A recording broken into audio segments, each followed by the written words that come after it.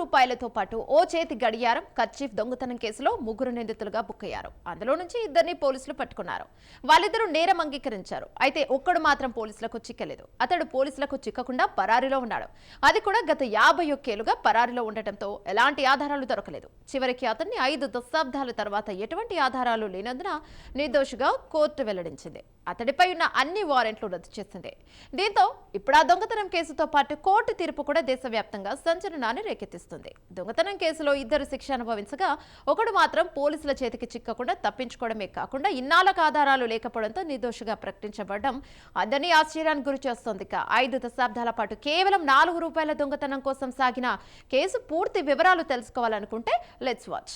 మహారాష్ట్రలో ఓ ఆసక్తికరమైన కేసులో ధర్మాసనం ఇచ్చిన తీర్పు అందరినీ ఆశ్చర్యానికి గురిచేస్తుంది. గడియారం, రూపాయల నగదుతో పాటు చేతి రుమాలు దొంగతనం చేసిన ఘటనకు సంబంధించి దాదాపు 51 ఏళ్ల తర్వాత కోర్టు కీలక తీర్పును వెలువరించింది. సరైన ఆధారాలు లేవని పేర్కొంటూ పూణే కోర్టు నిందితుడిని నిర్దోషిగా విడుదల చేసింది.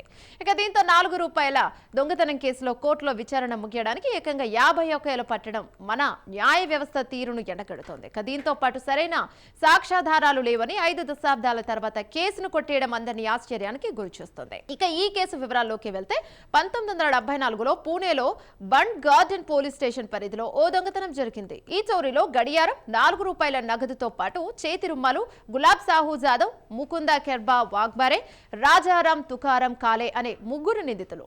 దీంతో ఈ ముగ్గురిపై పోలీసులు కేసు నమోదు చేశారు. ఈ కేసులో గులాబ్, ముకుంద నేరాన్ని అంగీకరించగా 1975 ఏప్రిల్ 10న కోర్టు వారిద్దరిని దోషులుగా ప్రకటించింది. కానీ రాజారాం మాత్రం పోలీసులకు చిక్కకుండా పరారీలో ఉన్నాడు. 51 ఏళ్లుగా పరారీలో ఉండటంతో ఎలాంటి ఆధారాలు దొరకలేదు. చివరికి Pune court judicial magistrate NJ Chavan గత ఏడాది డిసెంబర్ 26న రాజారాంను నిర్దోషిగా ప్రకటిస్తూ తీర్పునిచ్చాడు.